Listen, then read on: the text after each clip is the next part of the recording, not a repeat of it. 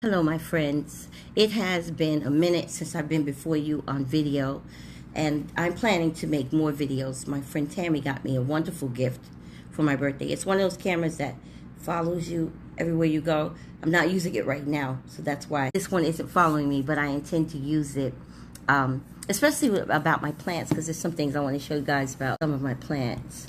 Look at my little smiley face down there.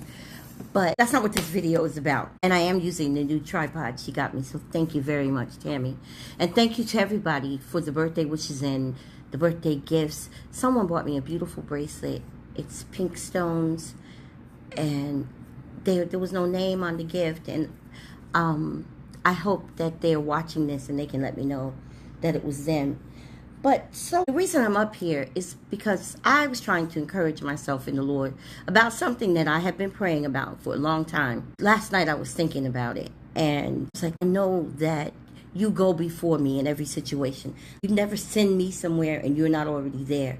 And how I say in Baji's brigade, we fight from victory, not for it. I truly believe that. And I know that God makes provision before you ever even have a problem. That's apparent in the very first book of the Bible. You think about it, God made the whole world and all that was in it before he made Adam. He had already prepared everything Adam would need before he even created him. And then Adam was created, and then God rest. So he was created in rest. The first thing he had to do was rest.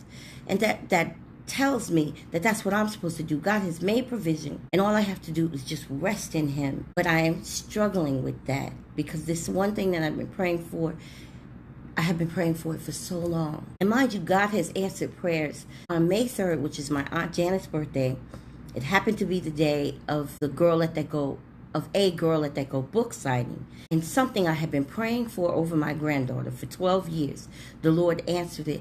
And it's incrementally how I'm seeing that answer come. But it broke that day. And God is faithful.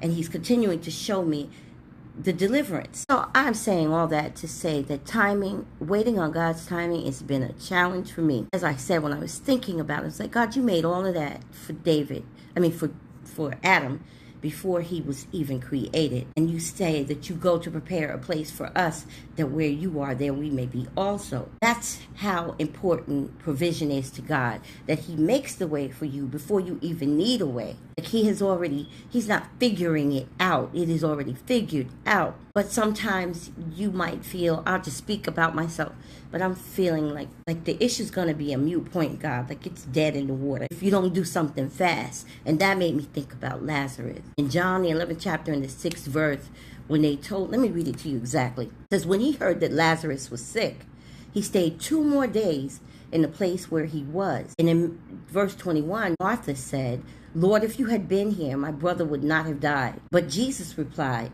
I am the resurrection and the life. He who believes in me, though he may die, he shall live. So this is where the encouragement is for me, my friends. You might be in a period of time and you're like, I am sick.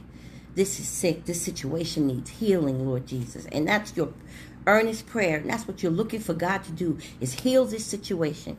But he may let the situation die, because what's the greater miracle? Now, I've been healed of many things many times. 4 years ago, I was brought from the brink of death, without exaggeration, from COVID. And immediately after that was foremost in my mind, constantly praising God for the deliverance.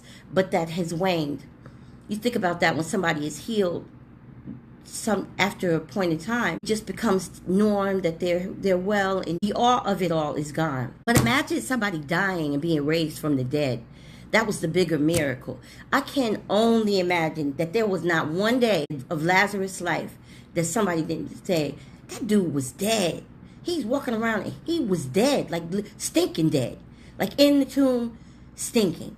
That's how dead. He was dead. So if your situation is dead, maybe God hasn't moved in the part where you think you need healing, because he wants to resurrect the situation, which is which is a bigger miracle. So that if you pray like I pray, Lord, the things that I'm asking you for, help me in my heart where it isn't for your glory, where it's just for me. But I want you, Lord, to get the glory out of everything you do in my life. So can you imagine if in your situation that you consider dead, God resurrecting that? Just be patient, my friends, that although it may seem like God is not answering, like he is taking his time, it will come in due time, and he can resurrect what's dead.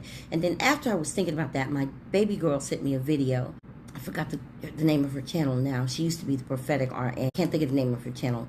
But anyway, she was talking about the bones, the dry bones, and how they were scattered, and how God brought life to the dry bones. There is nothing that's going on in your life that God can't resurrect, that he can't put it back together. Just be patient and rest in him. I'm speaking to myself. Peppy, you need to rest in God. And that's, I mean, like rest assured. Rest with a knowing that when God does it, it's going to be big. And when he does it, it'll be the right time. God's timing is not our timing.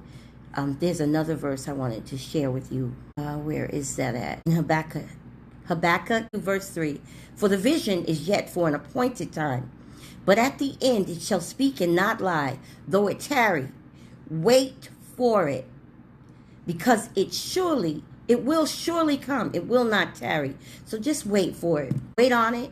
Wait on God. The provision has already been made. God is not up there trying to figure out how he can work out your situation.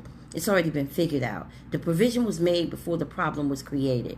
I hope that encourages you, because it definitely encourages me. I love you, my friends. God loves you even more.